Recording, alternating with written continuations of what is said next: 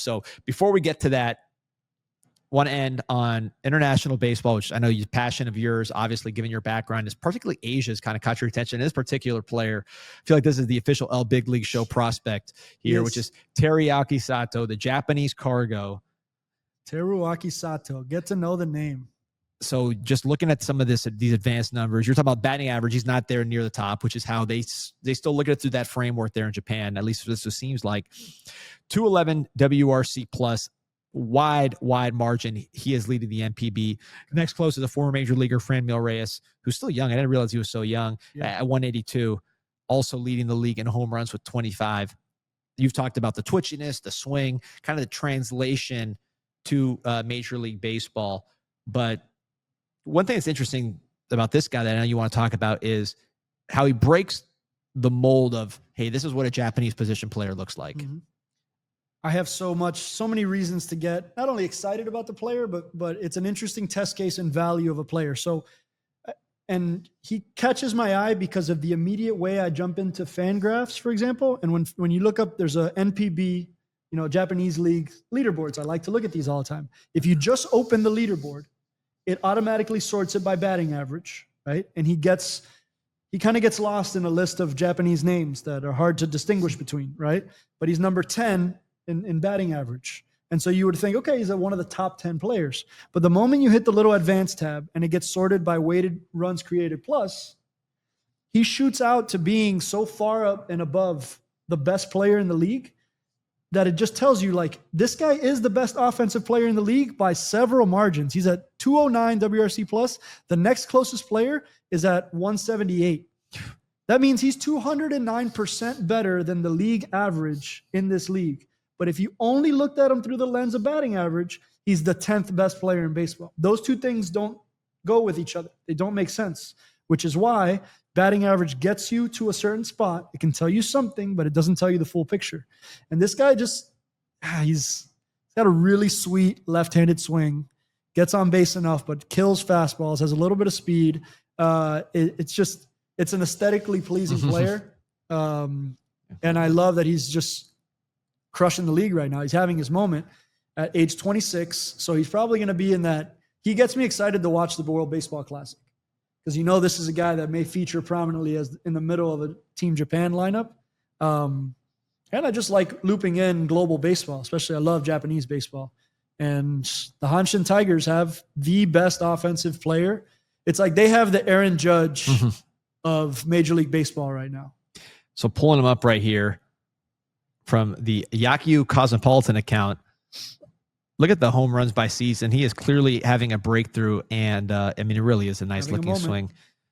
Look, we know he's Japanese because we've been saying it, right? But if you just had kind of like one of those like shadows, sometimes they show the shadows, they guess the player. Never in a million years he even has a bat flip there at the end, which I don't think is common over there, although Otani's been doing it more lately. Like this, to me, you look at this, you think this is like a Venezuelan player or Dominican player. This is not what you would consider. Let me pull it up there on the big screen. It's a sweet swinging left-handed, like a really good left-handed hitting stroke. Like it's good move to the baseball, bat speed. He's strong. So to me, he looks like he's on the more physical side of players over there, but not the most physical guy.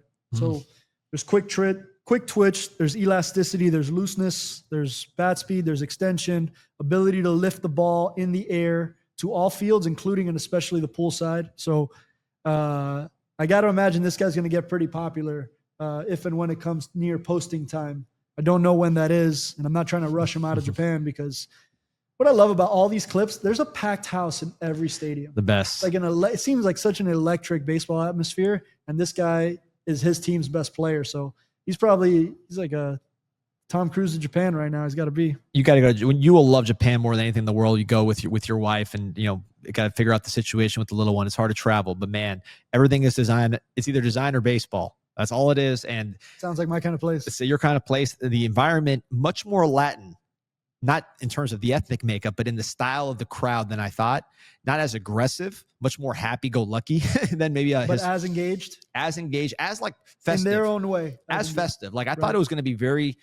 I thought it'd be packed. I thought people were sitting down, they clap, they don't get too high or too low, but they're cheering the whole time. They're using music. Like, it is a festive, it's a production festive atmosphere. And like, the only difference between American and Latin American crowds is they're just happier. They're not fighting with each other. You know what I mean? Like, they're not fighting with the rivals.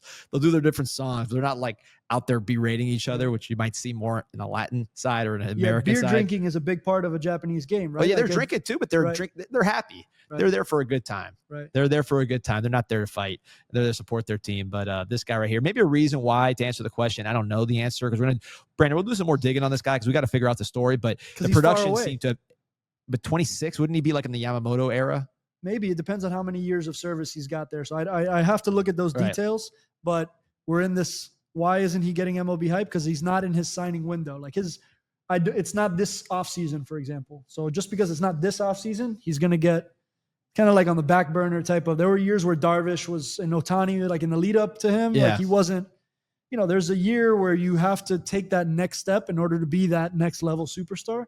And it feels like Sato's taking that step. I'm not equating him to Ohtani by any means. I'm just saying this is the best offensive player in Japan right now, despite the 10th best batting average in Japan. So everybody that wonders why Soto gets paid the way he gets paid is because he does the things like on-base driven, slug driven, left-handed, that kind of thing. So that's where baseball value is at right now. And he's going to break his home run season high in 40 games less. Based on his current trajectory, if he hasn't done it already. This is from a couple days ago. So maybe that's why some of this is hype is newer, because he's clearly reaching a new level as a baseball player.